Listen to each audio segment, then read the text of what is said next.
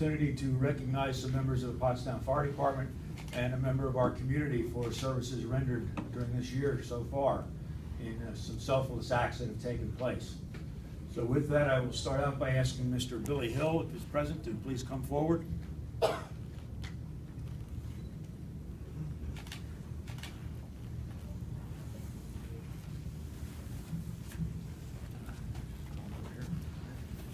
On May 20th of this year, while Mr. Hill was at his place of employment, which is a group home for physically handicapped persons, a fire took place in the late evening. There was a fire in the attic and roof area of the residence. Mr. Hill, being the supervising caretaker, was responsible for organizing the evacuation of the residents and his fellow workers to the point where no one was injured. They were very effectively removed from the residence prior to the arrival of the fire department. That assisted us in a way that we did not have to take resources for search and rescue, could immediately attack that fire.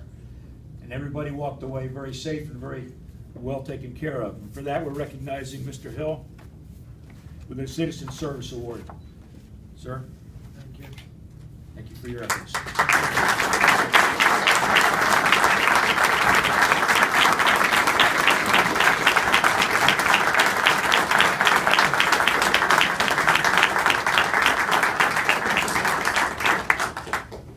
For the fire department. Deputy Chief Yerger, if you'll come up, give me a hand. Deputy Chief Yerger is the Chief of Rescue Operations for the department. We'll be recognizing 6 firefighters tonight out of an incident that took place on the river at South Hanover Street. So if Battalion Chief Chad Quinter will come forward, Battalion Chief Mark Gibson, career firefighter and driver Russell Lair, Captain Matthew Burfett, and North Coventry Fire Chief Joel McMillan, you'll come forward. There is a 6th person to be recognized who unfortunately could not be here tonight. He's hospitalized at this time. That's paramedic Richard Sweeney.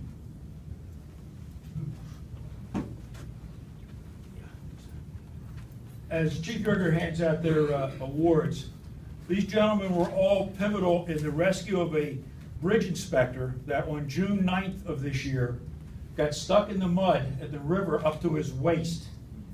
And it may initially sound kind of humorous, but it's not. It's extremely dangerous. The more you sink, the more you get life-threatening.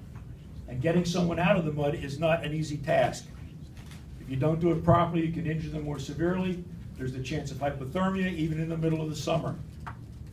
It's a lengthy process. As a matter of fact, if anybody's been watching the news today, there was an incident, I believe it was Chester County, where it's a better part of a day, they were trying to extract a horse out of a mud hole that got stuck in up to its neck.